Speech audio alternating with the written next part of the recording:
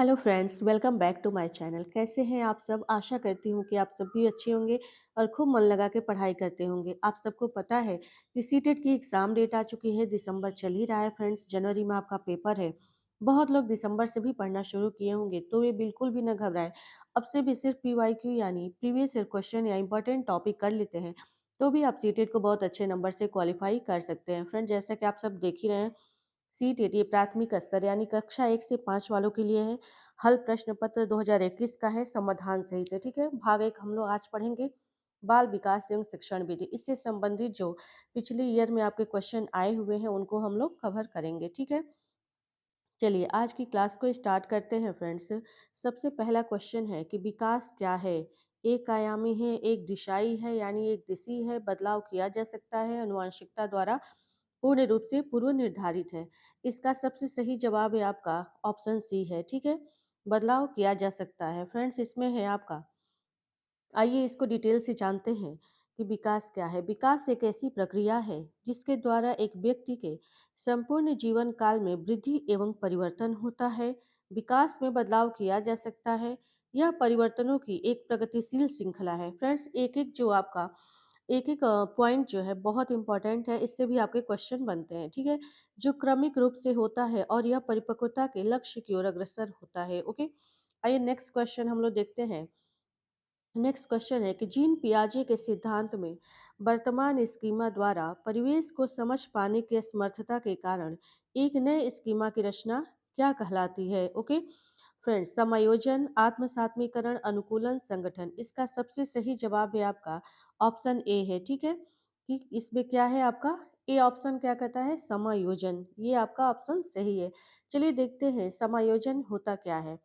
नवीन सूचनाओं के आधार पर पूर्व की बौद्धिक संरचनाओं में परिवर्तन यानी सुधार करना ही समायोजन है। ठीक है फ्रेंड्स, जिन पियाजे के सिद्धांत में वर्तमान स्कीमा द्वारा परिवेश को समझ पाने की असमर्थता के कारण एक नई स्कीमा की रचना ही समायोजन कहलाती है। ओके, चलिए नेक्स्ट क्वेश्चन पे हम लोग चलते हैं फ्रेंड्स।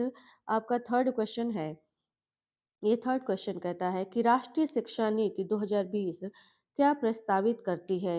ओके, पहला आपका है कि विद्यालय की पाठ्यचर्या की विषय वस्तु में कटौती, विद्यालय की पाठ्यचर्या के लचीलेपन में वृद्धि, रटंत अधिगम को महत्व देना। फ्रेंड, जहाँ पे रटंत अधिगम आए वहाँ समझिएगा ये नेगेटिव पॉइंट है। ठीक है, यानी ये गलत आंसर है।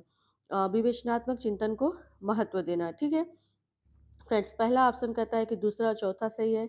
बी कहता है कि 1 2 3 तीनों सही है। सी कहता है कि 1 2 फोर्थ सही है। डी कहता है कि सेकंड थर्ड फोर्थ सही है। ठीक है, इसका देखिए, इसमें सबसे सही आपका जवाब है आंसर सी है। ठीक है फ्रेंड्स, इसमें आंसर आपका सी यानी पहला, दूसरा और चौथा आपका ऑप्शन सही है।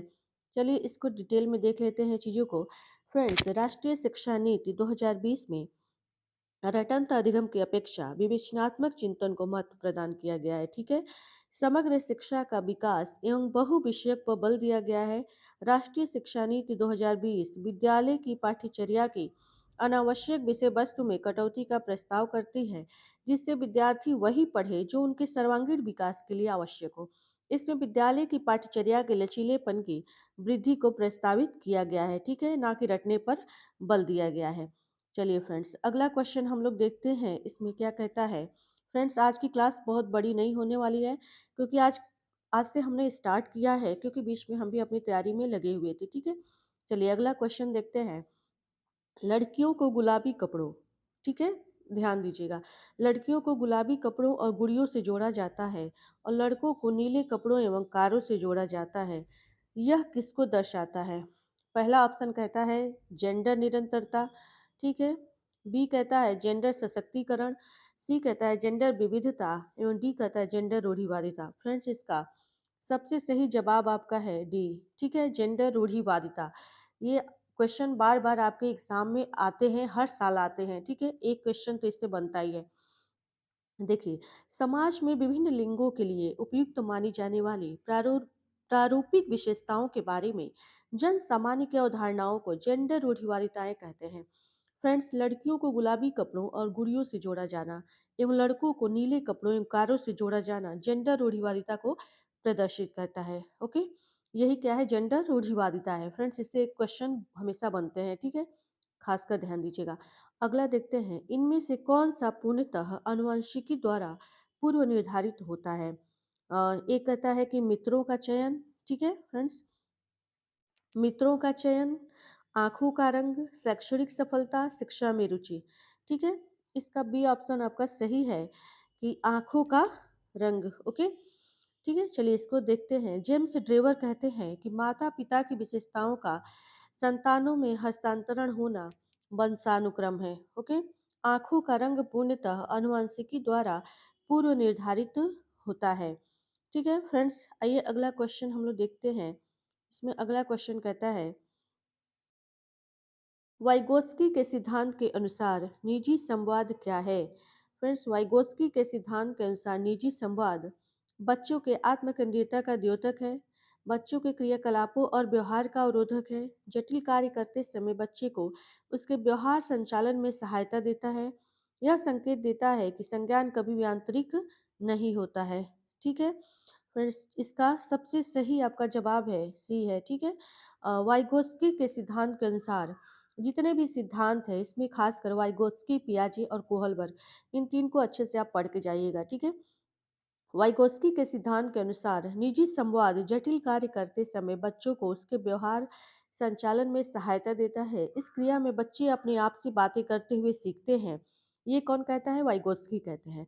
और पियाजे क्या कहते हैं फ्रेंड्स? जिन पियाजे ने बच्चों के इस क्रिया को अहम केंद्रित नाम प्रदान किया है, इससे भी क्वेश्चन बनता है कि जिन पियाजे ने बच्चों के इस क्रिया को क्या कहा है? केंद्रित नाम प्रदान किया है, ओके? निजी संवाद को, ठीक है? चलिए फ्रेंड्स, अभी तक तो आपने जितने भी क्वेश्चंस पढ़े हैं, बहुत ही इंपॉर्टेंट आपके सारे क्वेश्चंस हैं। आगे आई होप इससे आगे जितने भी क्वेश्चन इंपॉर्टेंट बनेंगे उनको भी मैं लेके आऊँगी। अगर आपको क्लासेस अच्छी लगेगी और आगे भी चाहिए तो आप कमेंट करके हमें ज़रूर बताइएगा। फिर मिलते हैं हम अगले क्लास में, तब तक के लिए धन्यवाद।